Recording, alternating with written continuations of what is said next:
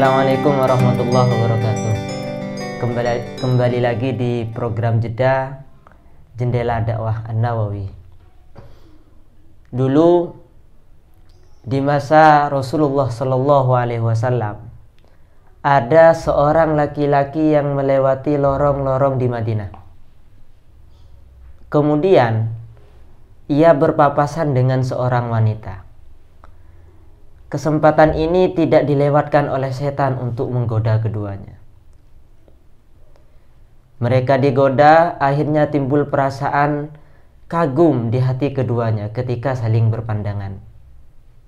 Saking kagumnya, si laki-laki tadi terbentur ke tembok yang ada di sampingnya sampai hidungnya berdarah. Kemudian ia pun berjanji, wallahi, saya tidak akan mengusap atau membasuh darah yang ada di hidung ini sampai mengisahkan apa yang terjadi pada diri saya kepada Rasulullah Shallallahu Alaihi Wasallam. Ketika bertemu dengan Rasulullah, akhirnya ia menceritakan semua yang terjadi, yang akhirnya menyebabkan hidungnya itu luka. Lantas apa yang dikatakan oleh Rasulullah? Rasulullah Shallallahu Alaihi Wasallam menjawab, hada uqubatu dzambik. Ini adalah balasan dari dosa yang kau lakukan. Kisah ini juga menjadi asbabun nuzul atau sebab turunnya ayat qul lil mu'minina yaghuddu min absarihim. Ayat yang kemudian menjadi dalil tentang keharaman seorang laki-laki memandangi seorang wanita yang bukan mahram, pun sebaliknya. Lantas bagaimana solusi ketika seseorang itu hendak menikahi orang lain? Bukankah kita itu harus tahu dulu seperti apa sosok yang akan kita nikahi, sosok yang akan menemani hidup kita? Bukankah seperti itu? Kalau memang nanti diharamkan untuk melihat, berarti kita tidak punya kesempatan untuk tahu terhadap orang yang akan kita nikahi. Sehingga dalam syariat ternyata dalam syariat ada nador atau memandang yang boleh, memandangi ajnabiyat yang boleh. Salah satunya adalah ketika seseorang ingin menikahi seorang wanita misalkan, maka di situ diperbolehkan untuk melihat beberapa bagian yang sudah ditentukan dalam syariat Islam. Bahkan bukan hanya boleh, hukumnya menjadi sunnah seperti itu. Apa saja yang diperbolehkan untuk dilihat? Ada dua bagian yang diperbolehkan. Yang pertama adalah wajah, yang kedua adalah kafain. Hikmahnya apa? Kok keduanya ini diperbolehkan untuk dilihat?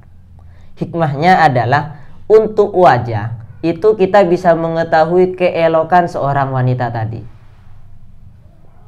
Bisa dari sikap-sikapnya. Jadi sikap seorang wanita itu bisa terlihat dari mimik wajahnya. Untuk kafain ini bisa menunjukkan terhadap bentuk tubuhnya. Otomatis kan kalau wanita-wanita yang islami itu memakai pakaian-pakaian yang tidak ketat seperti itu, sehingga bentuk tubuhnya tidak terlihat. Lalu bagaimana cara untuk mengetahui atau memperkirakan bentuk tubuhnya? Yaitu dari kafain. Dari kafain ini sudah cukup kalau dalam keterangan kitab tersebut. Jadi hukumnya sunnah. Melihat calon yang akan kita nikahi itu hukumnya sunnah. Dengan catatan hanya wajah dan kedua telapak tangan. Ketika tidak ada tujuan untuk menikah, haram.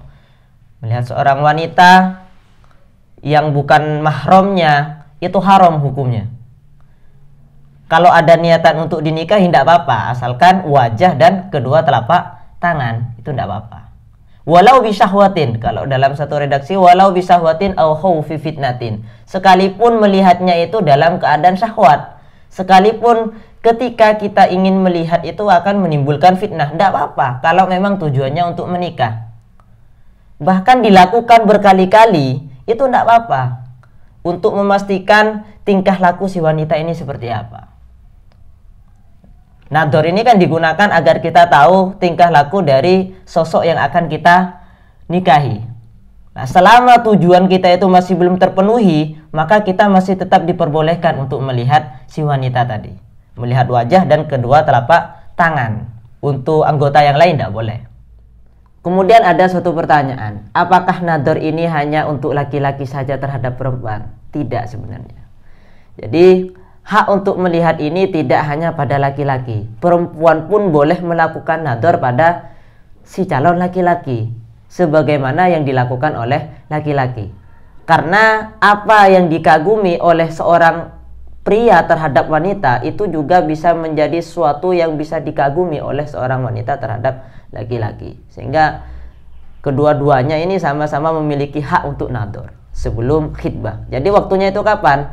Waktunya itu setelah memiliki keinginan untuk menikah dan sebelum khitbah. Kalau belum memiliki niatan untuk menikahi sosok tersebut, maka tidak boleh. Kalau setelah khitbah, tidak masalah. Kalau menurut kaul yang muktamad, tidak masalah. Cukup sekian dari kami. Untuk selanjutnya insya Allah kita akan membahas tentang khitbah, lanjutan dari nador ini.